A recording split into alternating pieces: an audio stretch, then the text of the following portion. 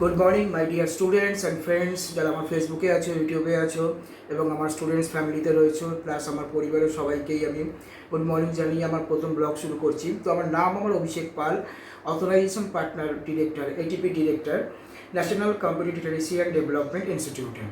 বর্তমানে আমাদের 3টে ব্রাঞ্চ আছে। তো অ্যাকচুয়ালি আমার আজকের এই প্রথম ভিডিও আমার স্টুডেন্টসদের জন্য এবং কিছু গার্জিয়ানদের জন্য। মাধ্যমিক পরীক্ষা হয়ে গিয়েছে বেশ কিছুদিন হলো, তারপরে স্টুডেন্টদের একটা ব্যাপার থাকে যে এবার কী করব। তো নানা রকমভাবে আমি মাধ্যমিক পরীক্ষার পর আমি স্কুল ভিজিট করি, আমি যখন পরীক্ষা চলে গার্জেনদের সঙ্গে আমি দেখা করি আমার টিম নিয়ে গিয়ে, এবং আমি যখন দেখা করতে যাই তখন গার্জেনরা বসে থাকার অপেক্ষা করেন যে আমার ছেলে মেয়েগুলো কেমন পরীক্ষা দিচ্ছে, টেনশনে থাকে। তখন আমরা যাই, আমাদের ইনস্টিটিউট সম্পর্কে আমরা ডিসকাস করতে, বলতে পারেন এক কথায় বিজ্ঞাপন দিতেই আমরা যাই যে আমাদের ইনস্টিটিউট সম্পর্কে। তো আজকের ভিডিওতে আমি সবাইকে বলার চেষ্টা করব যে কিছু কিছু জিনিস যেগুলো আমরা খুব প্রবলেম ফেস করে থাকি প্রতি বছর অ্যাজ এ টিচার, আমি আমার স্টুডেন্টদের দিক থেকে এগুলো দেখি। যেটা হচ্ছে মাধ্যমিক পরীক্ষা হয়ে গেলে কম্পিউটার শেখানো, এক্সট্রা কারিকুলাম শেখানো, বাবা মায়েরা অ্যাডমিশন করাতে চায় এবং প্রচুর ইনস্টিটিউট থেকে দেখি গিয়ে এরকমই বিজ্ঞাপন দেয় যে আমাদের এখানে পড়াশোনা করলেই চাকরি। তো আমার প্রথম প্রশ্ন হচ্ছে যে স্টুডেন্টদের কাছে এবং গার্জিয়ানদের কাছে, যে চাকরির জন্য আপনারা এরকম চিন্তাভাবনা করছেন, ভালো কথা, ঠিক আছে। তো ছেলেটা আপনার মাধ্যমিক দিয়েছে, ক্লাস 10 মানে যথেষ্টই ছোটো, 15-16 বছর বয়স আমি ধরলাম। তো তারপরে সে ক্লাস 11-12 ভালো করে পড়াশোনা করুক, তারপর চাকরির কথা ভাববে।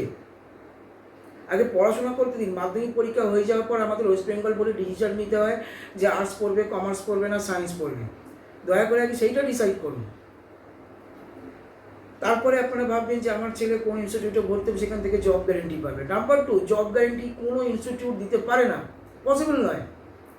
আজকের ডেটে 10,000 12,000 টাকার চাকরি যে কোনো জায়গায় দম করেই পেয়ে যাওয়া যায়। তো পড়াশোনা করে কেরিয়ার বাড়ি 10,000 12,000 জবের জন্য কেন তাড়াহুড়ো করবেন?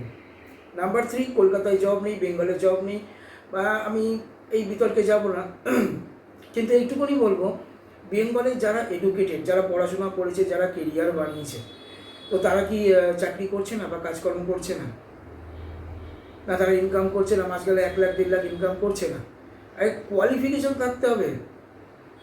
তো আপনাদের গার্জেনদের কাছে, স্টুডেন্টদের কাছে অনুরোধ, পড়াশোনা, আমার কথাবার্তা আমি একটুখানি বলি রাখি, আমার কথা অনেকে শুনতে খারাপ লাগতেও পারে। জেনারেল স্টুডেন্টদের জন্য কোনো রকম কোনো কেরিয়ার নেই পড়াশোনার থ্রুতে। পড়তে গেলে, পড়াশোনা করতে গেলে পড়াশোনার মতো করতে হবে।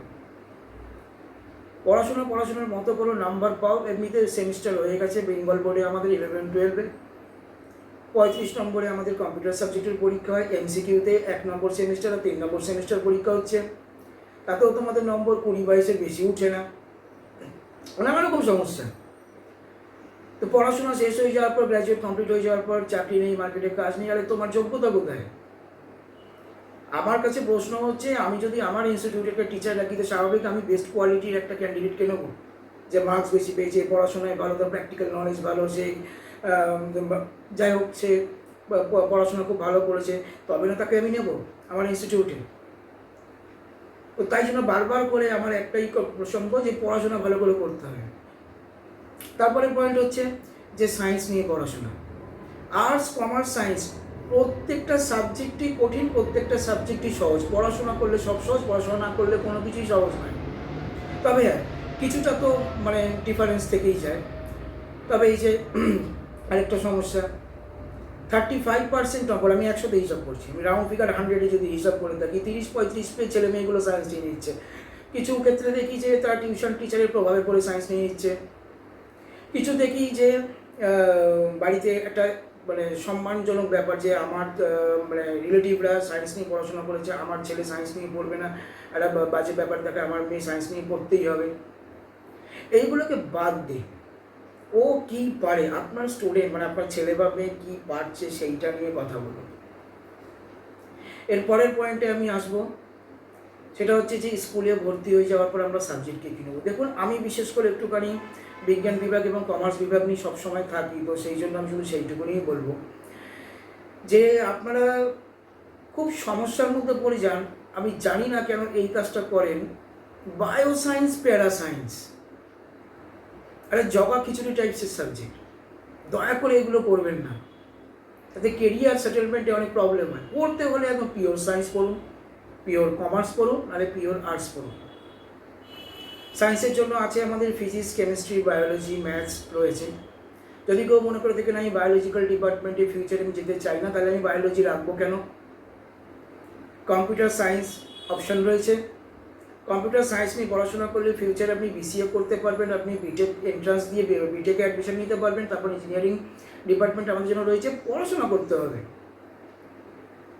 কমার্স ডিপার্টমেন্টের জন্য accountancy, cost tax, business studies, economics, business maths, computer application রয়েছে।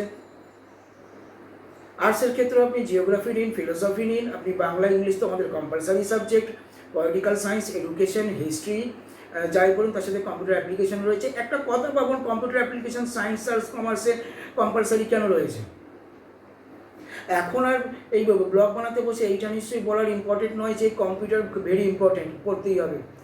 এখন এইটা ম্যান্ডেটারি হয়ে গিয়েছে যে আপনার কাছে হাতে আপনার ছেলেকে মোবাইল দিচ্ছেন, ঠিক আছে, কিন্তু একটা কম্পিউটার বা ল্যাপটপ কিনে দিচ্ছেন কি 30,000-40,000 টাকার যদি আপনি মোবাইল কিনে দিতে পারেন, তাহলে একটা কম্পিউটার ইএমআইতে কিনে দিতে পারছেন না কেন? শুনতে খারাপ লাগলে কথাটা ভেবে দেখবেন। ল্যাপটপ বা কম্পিউটার ম্যান্ডেটারি। বলার অনেক কিছু আছে, তো ভিডিও বেশি বড় করবো না। তো আমি শুধুমাত্র আজকের ব্লগটা এই কারণেই বানাচ্ছি যে পরীক্ষা হয়ে যাবার পর ডিসিশান নিন, পড়াশোনা শুরু করে দিন। সেপ্টেম্বর মাসের মধ্যে ফাইনাল পরীক্ষায় ক্লাস 11-এর আবার হবে, সায়েন্স হোক, আর্টস হোক আর কমার্স হোক।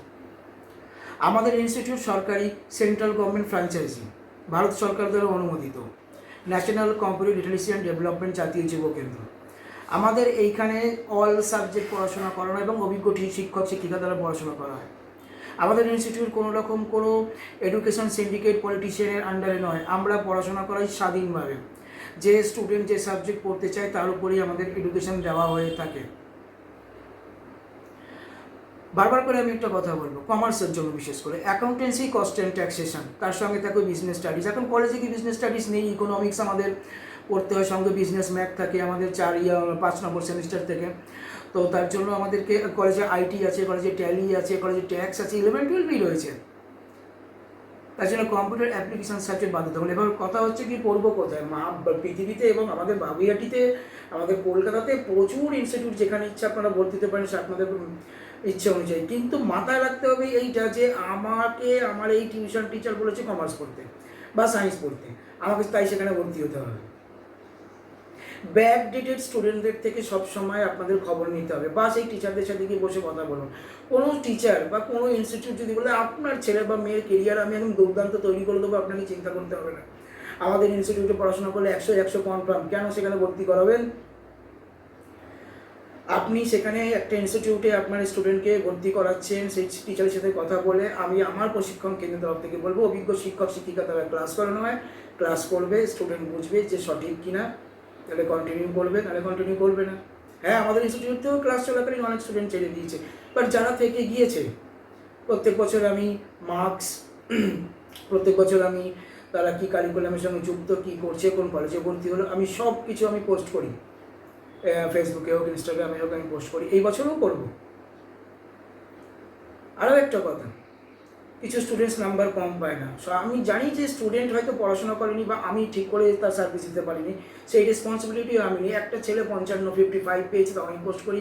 একটা ছেলে বা একটা মেয়ে 85 পেয়েছে, 95 পেয়েছে, সেটাও পোস্ট করি। কারণ যে ছেলেটা বা যে মেয়েটার নাম্বার কম পেয়েছে, পেলো কেন? সেখানে দুটো কারণে আমরা ফেলিওর। এক, আমরা তাদেরকে বুঝিয়ে পারি না পড়াশোনা কর। আর নাম্বার 2, হয়তো কোনো ক্ষেত্রে আমরাও ফেলিওর হয়ে যাই যে আমাদের পক্ষে হয়তো তৈরি করে করতে পারিনি। তো সেই দিকে গার্জেনদেরকেও মনোযোগ রাখতে হবে। ওই লোকই স্কুল। লাস্ট পয়েন্ট আমি স্কুল সম্পর্কে বলে রাখি, এই যে আপনাদের মধ্যে খুব তাহলে ভালো স্কুলে ভর্তি করতে, ভালো স্কুল ব্যাপারটা বলতে আমাকে কী বলতে চাইছেন একটু পরিষ্কার করে খুলে বলেন। ভালো স্কুল মানে আপনার সাবজেক্টটা ভালো হওয়া দরকার। আপনি যে সাবজেক্টটা পড়াতে চাইছেন আপনার বাচ্চাকে, সেইটা পড়াতে দেওয়া দরকার। যে আমার ছেলে বা মেয়ে সায়েন্স, কমার্স বা আর্টসের এই সাবজেক্ট, কোন স্কুলের সাবজেক্টগুলো পাচ্ছেন, এইটা ইম্পর্টেন্ট। এই স্কুল ভালো, এই স্কুল খারাপ নয়, সেই সিদ্ধান্ত নেওয়া আমি বা আপনি কে বা স্টুডেন্টসকে। স্কুলই হয়, বিদ্যালয়ই হয়। আপনাকে আপনার সাবজেক্ট পড়াশোনা করতে হবে মনোযোগ সহকারে, প্রাইভেট টিউশনের থ্রুতে। স্কুলে খারাপ পড়ানো হয় না, ভালো পড়ানো হয়, এইসব ব্যাপারেই আমি আসছি। লাস্ট পয়েন্ট আমি বলবো, স্কুলে ক্লাস করতে ক্লাস টিচাররা এখন যেগুলো করে, উপরে লিখে দেয় এটা আমার ফোন নাম্বার, আমি বাড়িতে টিউশন পড়াই, চলে আসবো। দয়া করে কাইন্ডলি এগুলো অ্যাভয়েড করবেন। তাহলে আপনি স্কুলে একটু ভালো করে টিউশন দিন না স্যার, তাহলে বাচ্চারা টিউশন পয়সা বেঁচে যাবে। আমার বলার বক্তব্য এইগুলো ছিল, আমি এগুলো বললাম। আমাদের ইনস্টিটিউটের সঙ্গে যোগাযোগ করতে পারেন। আমাদের 3টে ব্রাঞ্চ আছে, হাতিয়ারা রোডে Helabattala bus stoppage, বাবিয়াটি 44 bus stand থেকে একটু পিছনের দিকে এসে হিন্দু বিদ্যাপীঠ গার্লস স্কুলের পাশের গলিতে, এবং বাবিয়াটি দেশবন্ধুনগর হিন্দু বিদ্যাপীঠ বয়েজ স্কুলের মেইন গেটের একদম অপোজিটে। আর্টস, কমার্স, সায়েন্স সব কিছুরই কন্ট্যাক্ট রয়েছে আমাদের কাছে। আর আমার ইনস্টিটিউট আমি আপনাদের বলেই দিলাম, ন্যাশনাল কম্পিউটার একাডেমি, ভারত সরকার দ্বারা অনুমোদিত ইনস্টিটিউট আমাদের। এখানে কম্পিউটার অ্যাপ্লিকেশন, কম্পিউটার সায়েন্স খুবই মনোযোগ সহকারে পড়ানো হয়। চেষ্টা করি যাতে বাচ্চারা অনেক উন্নতি করে। বাকিটা আপনাদের উপর আমি ছেড়ে দিলাম, আপনারা যেটা ঠিকঠাক মনে করবেন। ভিডিও ভালো লাগলে শেয়ার করবেন আদার্স স্টুডেন্টদের জন্য, আদার্স গার্জিয়ানদের জন্য লাইক করবেন যদি ভালো লাগে।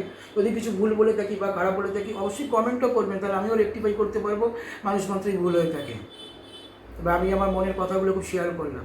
পরবর্তী ভিডিওতে আমি ক্লাস 12 যারা উচ্চ মাধ্যমিক দিয়েছে চেষ্টা করবো তাদের জন্য আগামীকাল কিছু বলার জন্য। বারবার করে আমি একটা কথা বলছি, আবার ছোট্ট করে ভিডিও শেষ করার আগে, কারোর কথায় প্ররোচনায় গিয়ে বা কারোর কথায় গিয়ে আমি জোর করে আমার ছেলেকে সায়েন্সই দিলাম এই জিনিসটা করবেন না। সায়েন্স পাওয়ার উপযুক্ত কিনা আগে সেই স্টুডেন্টকে দেখুন। আর কম্পিউটার ম্যান্ডেটারি সাবজেক্ট, সেটা শিখতেই হবে। বারবার করে আপনাদেরকে বলছি, ফিউচারে এই একটা বস্তু ছাড়া চলতে পারবেন না। আরে কম্পিউটার নিয়ে ডিসকাস করা এখন বেকার হয়ে গেছে। কারণ কম্পিউটারে এআই জানতে হবে, পাইথন জানতে হবে, কমার্স ক্যান্ডিডেটদের ট্যাক্স জানতে হবে, ট্যালি জানতে হবে, জিএসটি জানতে হবে, পাওয়ার বিআই জানতে হবে, এসএপি জানতে হবে। এইগুলো হচ্ছে এখন মেন কথাবার্তা হওয়া উচিত। এর থেকে বেশি আর আমি কিছু বলবো না। বাংলা পড়েও কেরিয়ার করা যায়, ইংরাজি পড়েও কেরিয়ার করা যায়, ইতিহাস ভূগোলেও কেরিয়ার করা যায়, কমার্সেও কেরিয়ার করা যায়, সায়েন্সে তো করা যায়। যে যেটার জন্য যোগ্য এবং যার যে সাবজেক্ট ভালো লাগে বা ভালোবাসো অবশ্যই সেইটা নিয়ে পড়াশোনা করো। পরবর্তী ভিডিও থাকবে ক্লাস 12-এর পর। উচ্চ মাধ্যমিক পরীক্ষা হয়ে গেছে, তারপর বর্তমান পরিস্থিতি কী, তার উপর কী করলে কী হয়। আবার বারবার করে অনুরোধ করবো, ভিডিওটি ভালো লাগলে আপনাদের গার্জিয়ানরা যারা আছেন অন্য গার্জিয়ানদেরকে, বন্ধুরা যারা আছে আমার অন্য ফ্রেন্ডসদের, আর স্টুডেন্টস যারা আছে অন্য স্টুডেন্টদেরকে শেয়ার করে ওদেরকে একটু হেল্প করো বাস্তব সম্পর্কে জানতে, এবং মাধ্যমিক পরীক্ষার পর কী করলে কী হয় কন্ট্যাক্ট করতে। আর যদি মনে হয় যে আমার সাথে কন্ট্যাক্ট করতে পারো 7890189654 আমার ফোন নাম্বার। আমি বলে রাখলাম 7890189654। নমস্কার, আসছি, টাটা। আবার পরবর্তী ভিডিওতে দেখা হবে 1-2 দিনের মধ্যেই।